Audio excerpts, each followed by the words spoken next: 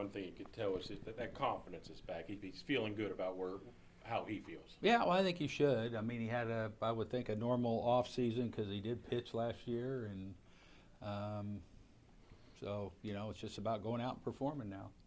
He said he's worked on some things, added some things that we'll see to kind of get him back to where he was and to lengthen his career and all that. Have you seen?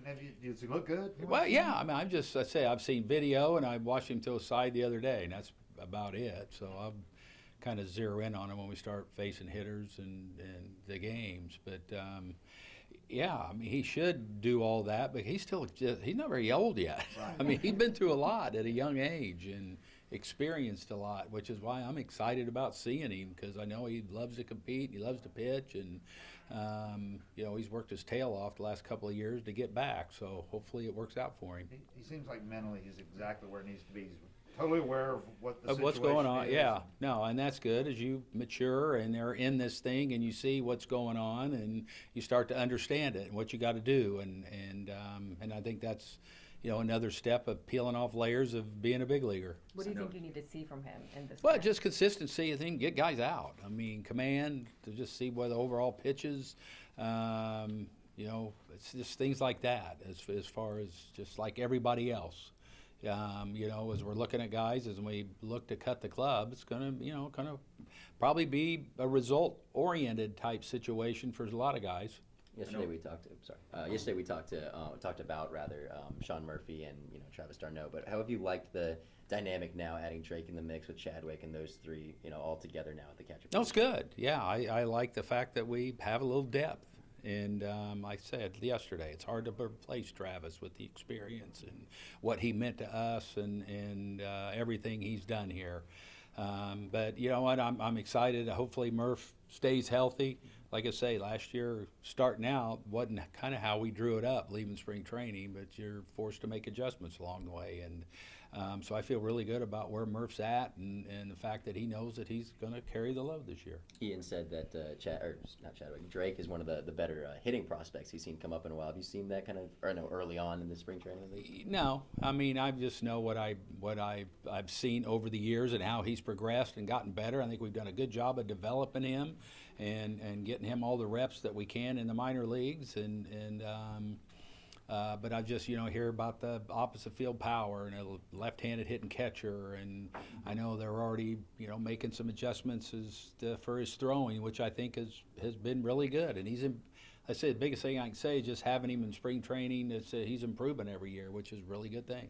What about, I know you probably feel this way about all the injured guys, but how much does it feel like you're signing a guy when you get Riley back, after not having him for a lot of last year? No, it was big. I know he's likes where he's at, and that's hard. It's hard for those guys to miss time and to watch games that they're, because they're conditioned and to play every day, and it's hard for them guys. And I know Austin felt bad, but, what are you going to do? And so I'm just glad it healed up, and saw videos earlier, and just in talking to him, seems like he looks great. I know that. And George was telling me, on the BPs that we're doing now, he looked really good. What does it mean for a group to have a guy like that who really day in, day out kind of does things the right way? No, he's what it's all about. That's what they look like right there. I mean, he's a guy, when people talk about, the room, and he's a voice, and the way he carries himself and how he prepares and the consistency and all. And, it's just, he's everything that we always thought he would when we drafted him. Spencer was out there. Looked like he was throwing about 50% out there. Did you get the chance to speak to him or see him? No, it's just a feeling touch. I mean, that was good, what he was doing. And, he threw 2 days ago, so it kind of makes you feel good that he's, just doing a little feel and touch for his next side. But everything's good right now with him. Matt had two such different years last year and the year before. What do you look for out of him? Matt Olson? Matt Olson. Yeah. No, I just hopefully, he had a long spell there. And that's hopefully that we can eliminate, the disc. Because guys are going to struggle. They're going to have that. They're going to have 4 or 5 days. And I think the biggest thing is to keep it at 4 or 5 days and not 2 weeks. And I didn't expect him to go out and hit 60 and 160 after what he had 2 years ago. But he ended up, to his credit, man, he just stays with it, and that's a pretty good year that he ended up with. So, but that's the scary thing of what he's actually capable of on a normal year. Like I say, I think if he can just keep the periods where they struggle, which they all do. They're all going to. It's just like a team. You're going to go through bad spells, and if you're lucky, it'll only be one. You're probably going to have to navigate more than one. That's why it makes this game so hard.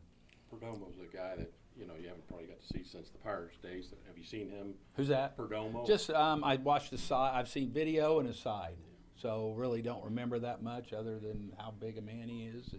But he's throwing the ball really good when I saw the side that he threw the other day. So he's another. There's some interesting guys. I like overall, pretty much seeing everybody. Our group of like the non-rosters and guys like that are really good right now. There's some really nice arms there. That's going to be interesting as we look to fill out the bullpen and starters and the whole thing. So I like the group that we've amassed here and brought to camp.